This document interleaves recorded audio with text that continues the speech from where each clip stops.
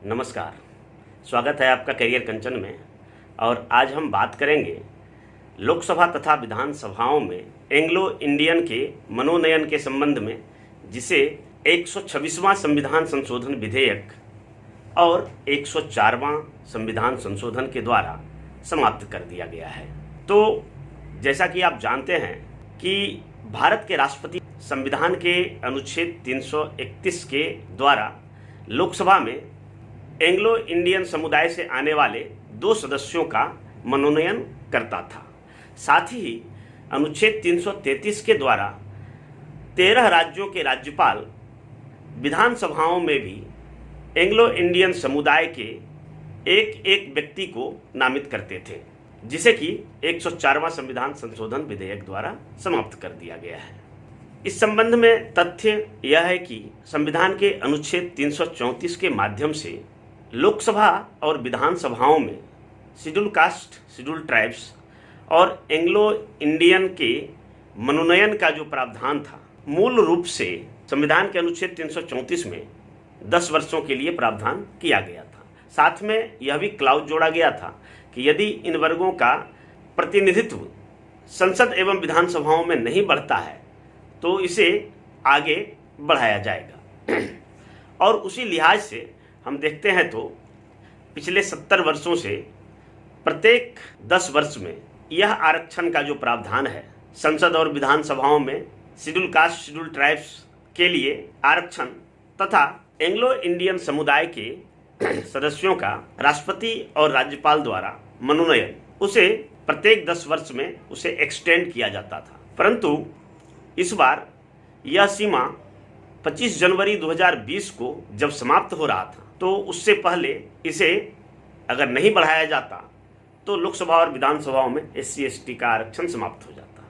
तो इस लिहाज से संसद में 126वां संविधान संशोधन विधेयक पेश किया गया, जिसमें शेड्यूल कास्ट और शेड्यूल ट्राइब्स के लिए आरक्षण की सीमा को 10 वर्ष बढ़ाकर 25 जनवरी 2030 तक तो कर दिया गया, परंतु इसके साथ ही जो एंग्लो इंडियन समुदाय के लिए आरक्षण की सीमा बढ़ाया जाता था, उसको इस बार नहीं बढ़ाया गया, उस पर कोई चर्चा नहीं किया गया। यानी 25 जनवरी 2020 के बाद से एंग्लो इंडियन समुदाय के कोई भी सदस्य अब ना तो लोकसभा में नामित किए जाएंगे और ना ही विधानसभा। गौरतलब है कि संविधान के अनुच्छेद 331 द्वारा राष्ट्रपति लोकसभा में एंग्लो इंडियन के 2 सदस्य मनोनीत करते थे और संविधान के अनुच्छेद 333 द्वारा 13 राज्यों के राज्यपाल उस 13 राज्य के विधानसभाओं में एंग्लो इंडियन के एक एक सदस्य को नामित करते थे। इन 13 राज्यों की हम लिस्ट देखें तो इसमें आंध्र प्रदेश, बिहार, छत्तीसगढ़, झारखंड, कर्नाटक, केरल, मध्य प्रदेश, महाराष्ट्र, तमिलनाडु, तेलंगाना, उत्तर प्रदेश, उत्तराखंड और पश्चिम बंगाल थे।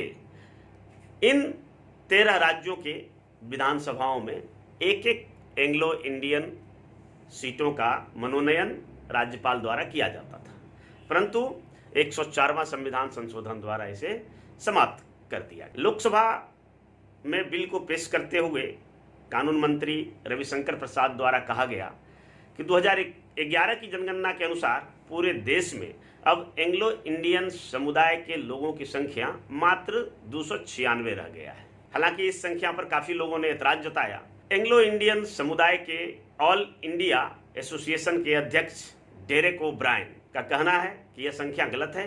पूरे देश में एंग्लो इंडियन की संख्या कहीं इससे ज़्यादा है। और कई DMK के सांसद कनिमोझी द्वारा भी इस प्रकार का सवाल उठाया गया कि केवल जो है केरल में ही इन समुदायों के लिए 20,000 की आबादी है। परंतु अब स्थिति यह है कि जिस एंग्लो इंडियन समुदाय के लोगों का मनोनयन 1935 के अधिनियम के क्लाउज 366 से प्रारंभ हुआ था, वह 104वां संविधान संशोधन के माध्यम से इतिहास बन गया है। अगर बात करें एंग्लो इंडियन समुदाय की कि कौन से लोग होते हैं जिन्हें एंग्लो इंडियन कहा जाता है, तो वास्तव में यह ब्रिटिश ईस्ट इंडिया कंपनी की पॉलिसी थी, जिसके अंतर्गत यूरोपीय लोगों को स्थानीय महिलाओं से विवाह करने के लिए प्रोत्साहित करने की योजना थी। एंग्लो इंडियन समुदाय की परिभाषा सर्वप्रथम 1935 के अनुच्छेद 366 के 2 के अंतर्गत दिया गया था कि वैसा व्यक्ति जिनके पिता यूरोपीय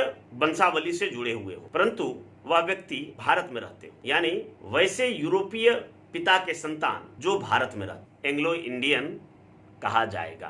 तो यह था हमारा एंग्लो इंडियन समुदाय के बारे में जानकारी, जिनके लिए लोकसभा और विधानसभाओं में जो मनोनयन का प्रावधान था संविधान के द्वारा, जिसको कि प्रत्येक 10-10 वर्षों के लिए बढ़ाया जाता था, उसको अब समाप्त कर दिया गया है। यह वीडियो आपको कैसा लगा, इसके संबंध में आप लाइक करें, कमेंट करें और हमारे चैनल को सब्सक्राइब करें और बेल आइकन ज़रूर दबाएं ताकि हमारी हर वीडियो का नोटिफिकेशन आप तक पहुंचे और आपको उससे लाभ हो।